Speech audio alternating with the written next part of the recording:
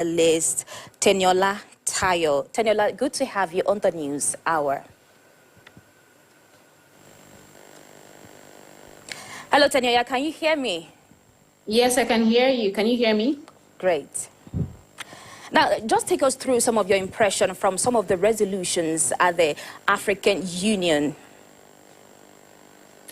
I mean, it's been some interesting proceedings so far, and you mentioned that there was a talk about reparations, which of course would have very mixed reactions globally.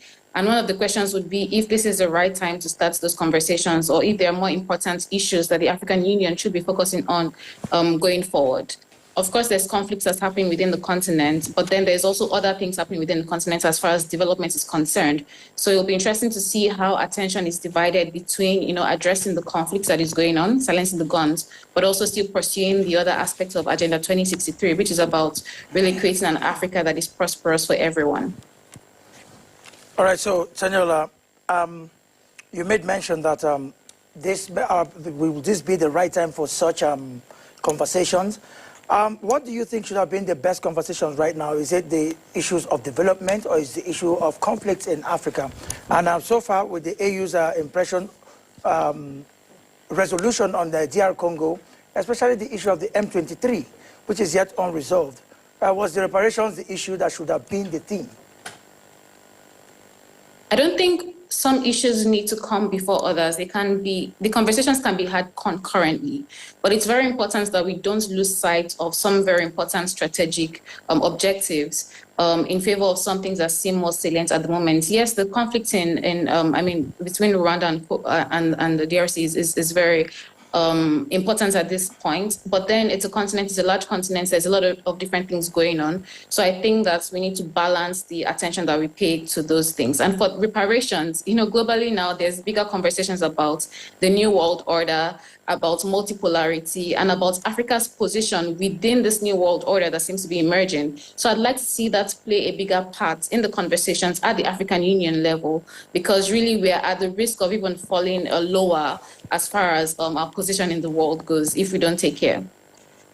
Teniola, there's yet to be a resolution on some of the crises in parts of DR Congo. Yet we listened to the United Nations Secretary General, Antonio Guterres, who said that the territorial integrity of this country should be respected.